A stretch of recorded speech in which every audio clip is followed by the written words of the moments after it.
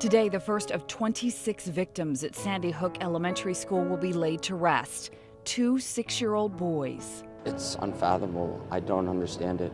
I can't believe the whole world is watching us. Now, new questions about how the shooter prepared for this attack. Authorities are combing over his computer and credit card records. One thing was certain, he was prepared for a massacre. Approximately 30 rounds per magazine. How many magazines? Several, but just numerous. Hundreds of bullets?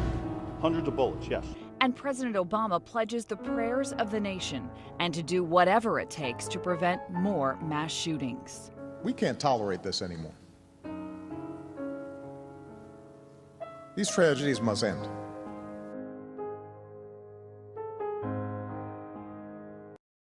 President Obama has a new ad out, and the Mitt Romney campaign wants you to know all about it, saying the president isn't keeping his promises. Here's a clip from the 2008 campaign. As president, he'll end tax breaks for companies that export jobs, reward those that create jobs in America. Flash forward to 2012, and it's almost the same ad. The insinuation is that President Obama didn't keep his promise.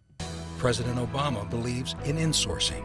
He fought to save the U.S. auto industry and favors tax cuts for companies that bring jobs home. The president has his own attacks on Mitt Romney. This is the same ad on jobs and outsourcing. Mitt Romney's companies were pioneers in outsourcing U.S. jobs to low-wage countries. He supports tax breaks for companies that ship jobs overseas. The bottom line, a nasty race will get nastier, and it will play out on your television screen 30 seconds at a time. Mike Sinan, Fox 35 News. A father's grief felt by the entire nation. She is an incredible person, and I'm so blessed to be her dad. The first of the 26 victims will be laid to rest today. 2 first-grade boys. An emotional President Obama telling Newtown, Connecticut, they are not alone. That all across this land of ours, we have wept with you.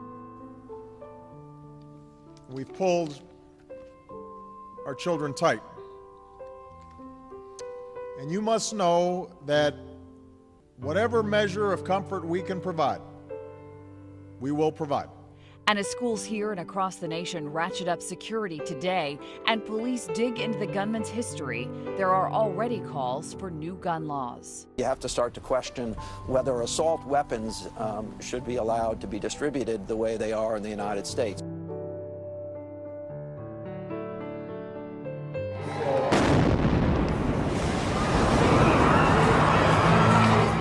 Boston bombing. One of the biggest marathons in the country, forever changed by violence. I went to get in the stands and there was an explosion and just white smoke all in the air. It was horrible. 2 bombs blast near the finish line, claiming lives and injuring more than 100 people. It knocked me to the ground, and then, everybody started running, panicking. And today, the investigation into who did it and how to make sure something like this never happens again. Fox 35 News.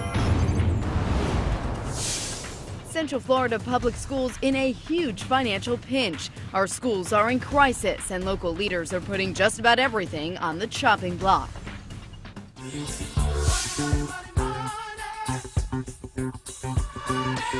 Plus, a school crisis not the only reason to have money on your mind. Tax day is fast approaching, and a couple of big-name politicians, including one who wants to be president, are in Orlando to rally over taxes. Good Day at 4:30 starts right now. From the Southwest to the Midwest to the Northeast, people are dealing with what could be one of the worst storms in history. In Dallas, Texas, winds topped 60 miles per hour. This is not the type of weather Super Bowl fans thought they'd have to deal with. Things aren't much better in Oklahoma City. There, people had to deal with blizzard conditions and power outages. It was rough on drivers in Springfield, Missouri, where about 15 inches are expected. For the first time in history, Missouri shut down Interstate 70 between St. Louis and Kansas City. There were practically whiteout conditions in Pittsburgh, Kansas, in the eastern corner of that state.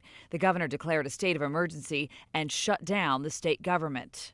It was car accident after car accident in Des Moines, Iowa. The Iowa National Guard mobilizing some troops to try to help local law enforcement deal with the mess. In Chicago, public schools called for a snow day for the first time in a dozen years. By the time it's all said and done, the Windy City is going to see 2 feet of snow.